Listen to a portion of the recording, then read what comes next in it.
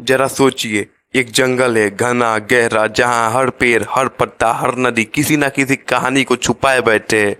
वहां रहते हैं लोग, आदिवासी, बंजरा, नोमाड्स, जो ना शहरों के नियम मानते हैं ना हुकूमत के हुक्म। उनकी दुनिया है प्रकृति, उनका कानून है आजादी, और उनका जीवन है सहज और साहसी। फिर एक दिन उनकी जमीन पर कदम रखता है एक डीकू, एक आउटसाइडर।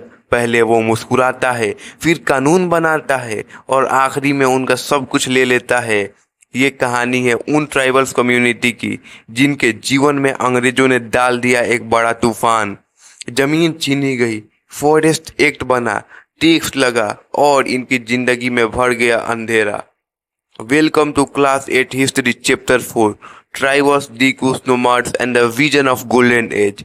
एक ऐसी कहानी जहां डीकू बन गए एक विलन, ट्राइबल्स हीरो ने किया संघर्ष, और एक सपना लिया जन्म। एक ऐसे युग जहां फ्रीडम, नेचर और इज्जत हो, द गोल्डन एज। तो चलिए चलते हैं हम उन घने जंगलों के बीच जहां से शुरू होती है एक अनोखी कहानी, ट्राइबल्स और संघर्ष और सपनों की। The life of tribals, free fires and the phool of forest. पुराने जमाने में ट्राइबल्स का जीवन अलग था, बिल्कुल आजाद।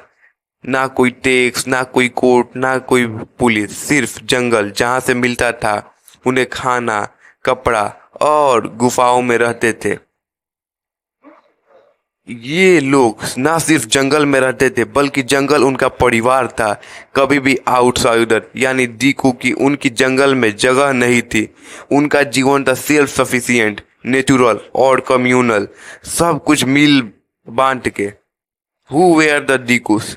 डीकूस ये सब ट्राइबल्स कम्युनिटी के उन लोगों के लिए यूज किया जो आउटसाइडर थे। सरकार अफसर, ब्रिटिश ऑफिसर, जमींदार, मनी लेंडर्स, ये डीकूस के अंदर आते थे उनके जंगल में और ले जाते थे जमीन, जंगल के रिसोर्सेज और उनकी आज़ादी। जब डीकूस आए तो ट्राइबल्स के लिए जंगलों का मीनिंग बदल गया। जो कभी जीवन का रिसोर्सेस था वो बन गया एक रेस्ट्रिक्टेड एरिया जहाँ परमिशन चाहिए, जहाँ काटने का पेड़, शिकार करने पर रोक थी। The impact of forest law.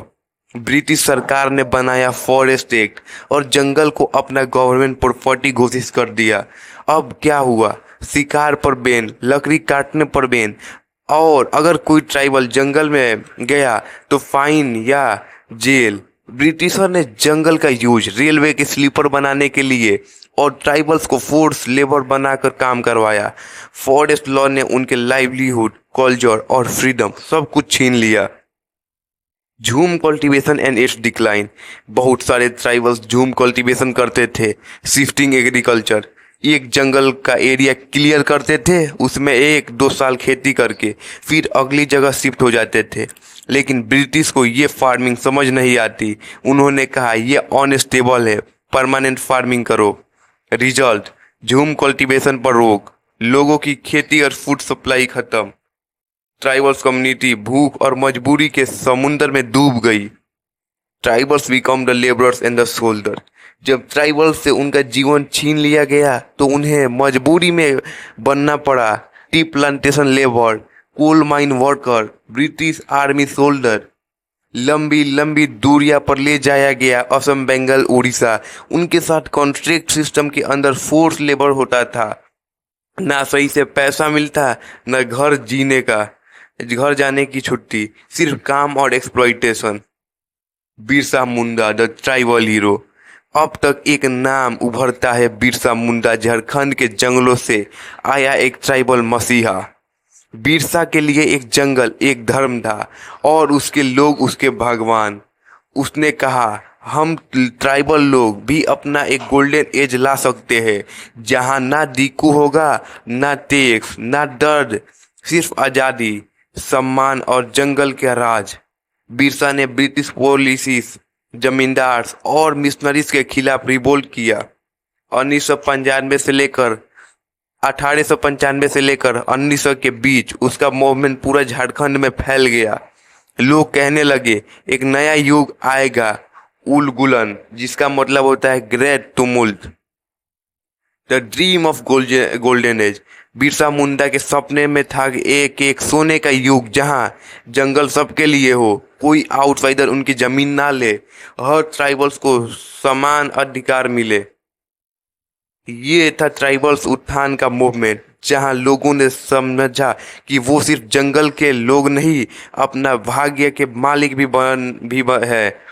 Britisher ने बिरसा को जेल में डाल दिया और अन्य समय वो 26 साल की उम्र में शहीद हो गया, लेकिन उसका सपना गोल्डन एज लोगों के दिल में अमर हो गया। नोमैड्स, वेंडर्स एंड एविटिव पर्पस। आखिरी पार्ट में हम बात करते हैं नोमैड्स की, वो लोग जो घूमते रहते थे। Gujjars, Banjaras, Lohars, camel herders, black smiths, salt traders, ये लोग भारत की इकोनॉमिक लाइफ लाइन थे। एक जगह से दूसरी जगह माल ले जाते, बाजार चलाते, लेकिन ब्रिटिशर ने इनकी मूवमेंट पर बैन लगाई। पासेस चाहिए, परमिट्स चाहिए और इनकी फ्रीडम खत्म हो गई। उन्हें क्राइमल ट्राइब्स कहकर रजिस्टर किया गया, सिर्फ इसलिए क्योंकि वो सेटल नहीं थे।